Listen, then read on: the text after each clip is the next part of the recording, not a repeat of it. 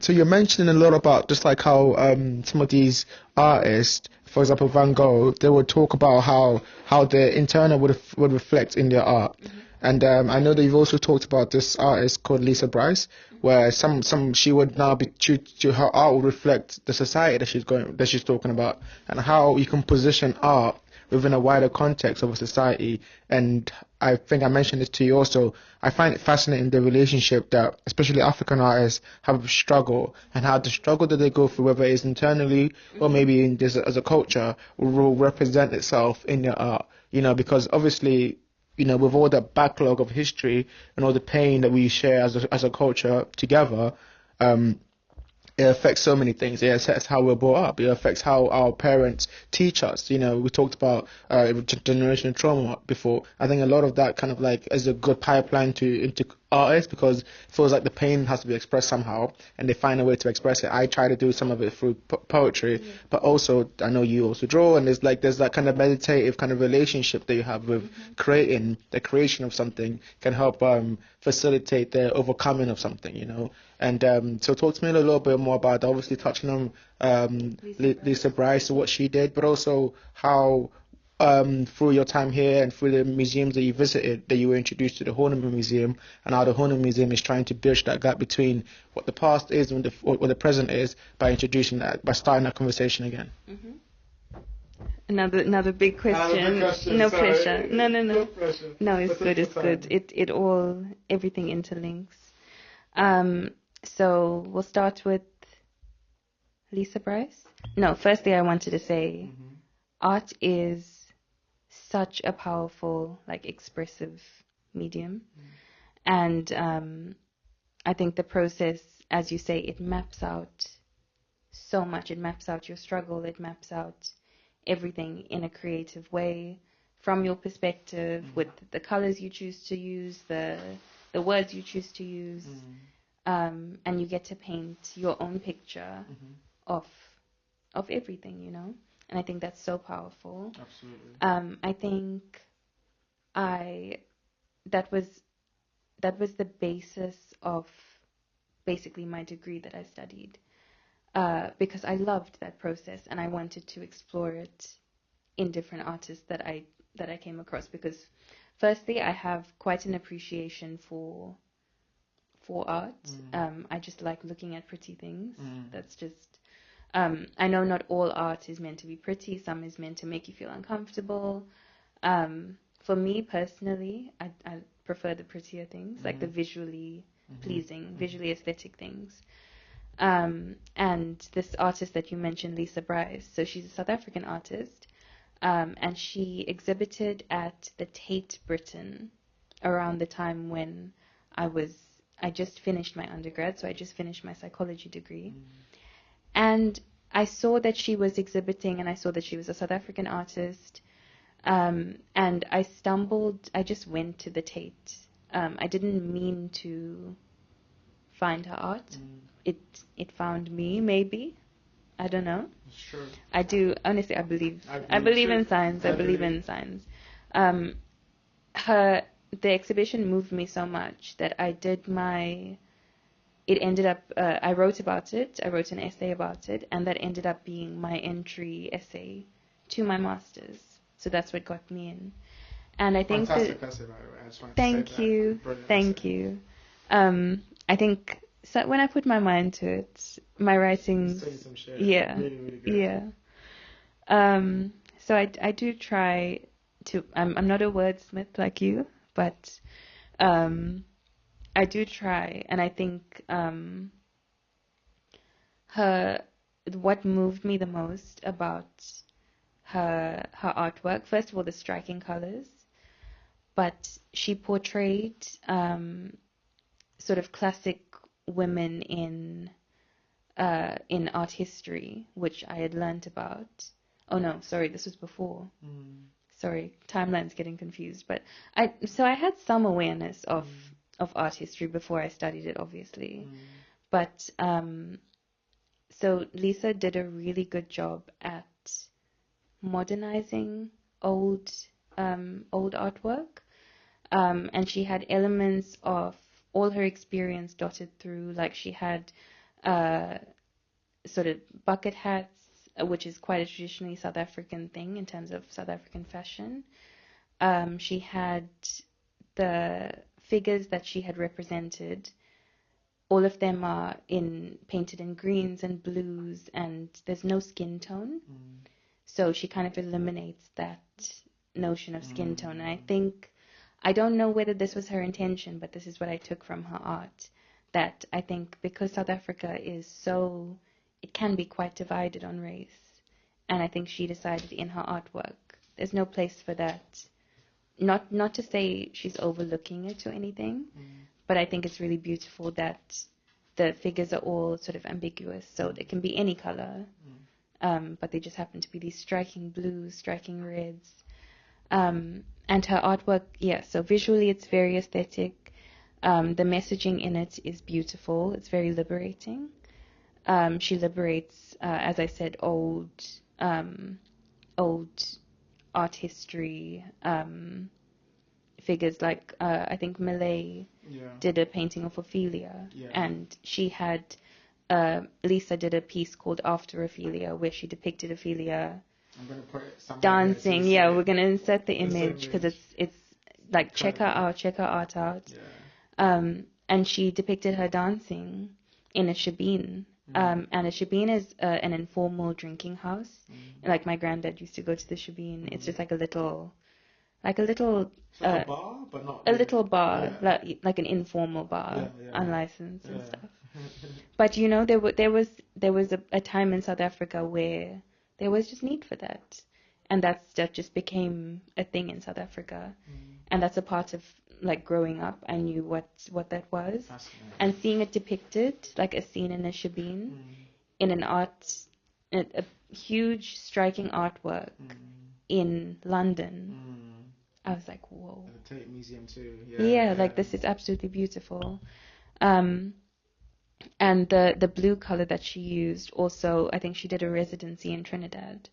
And the blue color that she used, she said, I think in an interview that I read, it was sort of symbolic of the like Trinidadian carnival and the blue devil figure, which is a figure in Trinidadian culture, which is quite prominent during carnival. Which there's Notting Hill Carnival. I don't know how close it is to carnival in Trinidad. I think carnival in the countries where they're from is really powerful anyway, because there's a long history of it. It's a traditional thing. I personally don't go to carnival here, so I can't speak on that. But I think the symbolism is really beautiful. So I noticed all these things in her artwork, and it just inspired me to know more.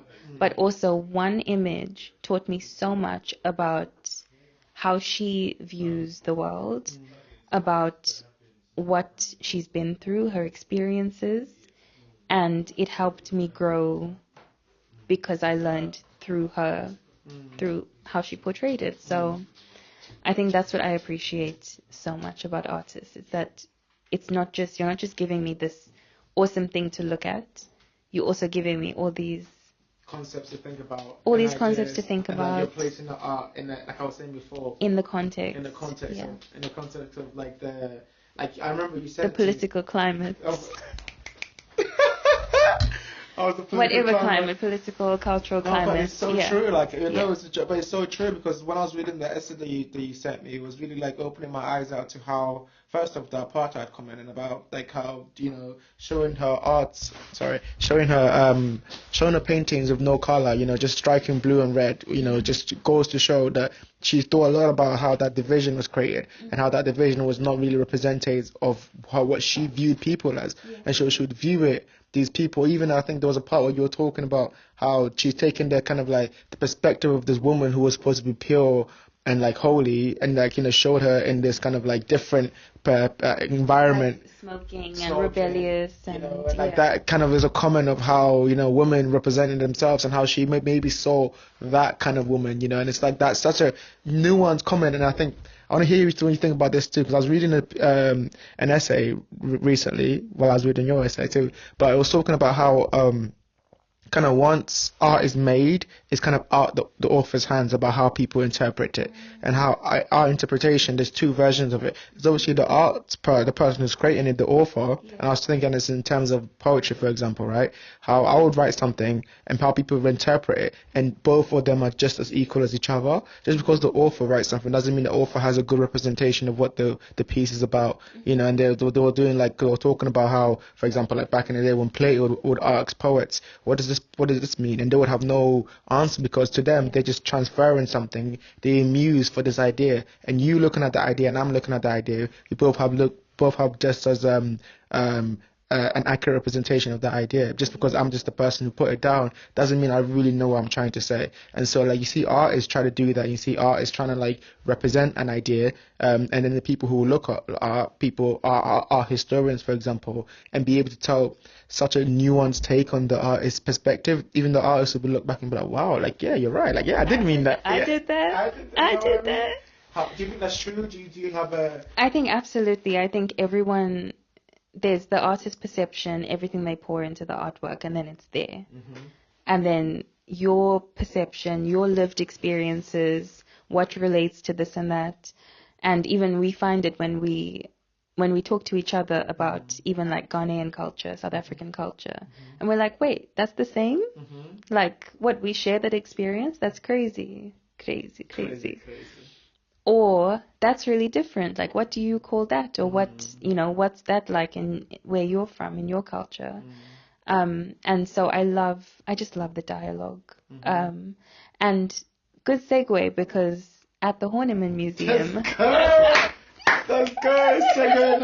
I don't even need a video. You segue yourself. Oh, go on, sorry. Go on. So at the Horniman Museum, they do. So we are now part of a project called Rethinking Relationships. And but the Horniman Museum as a whole, they do really well trying to encourage dialogue around different objects, because they appreciate that everyone has their lived experiences, their experiences of things, and this is more to do with the anthropological objects that they have rather than like newly created art, although they do have space for newly created art as well. But this is the art of our ancestors and what that means to us. And so it's a really, really beautiful project. Honored to be a part of it. And so that's, they do that so well, and they're bringing us into it. They're bringing the diaspora, members of the diaspora into it. And can I go quickly? Yeah. So speaking of, first off, it's 100%. That's a great segue. It's talking about the Horniman and how they're restructuring, retelling stories, I think. And I think, especially at that meeting that we had, talking about, I guess, everyday items and just like how our relationship to them change.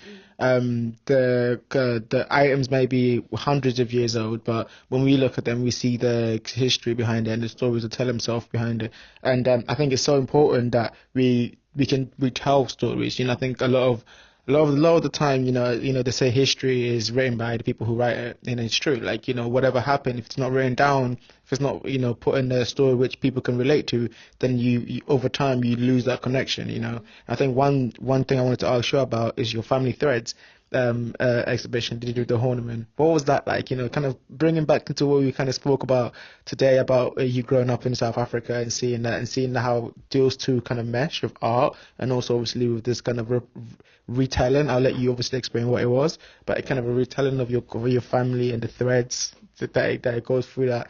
What was that experience like that for you, and what did you learn from it at the end of it all? My goodness. So so at the Horniman Museum, as I said, the aim is to create the dialogue around objects.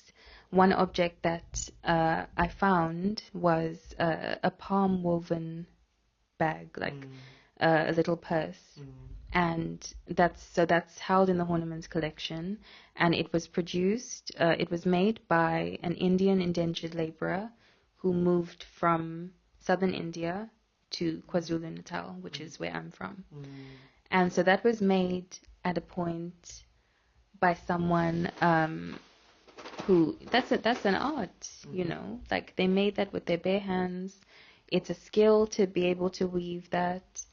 and that came from people who I'm descended from. And so what the Family Threads exhibition was picking different objects from different cultures. My one was from my culture, and so everyone got to relate their personal family history to an object. That's fascinating.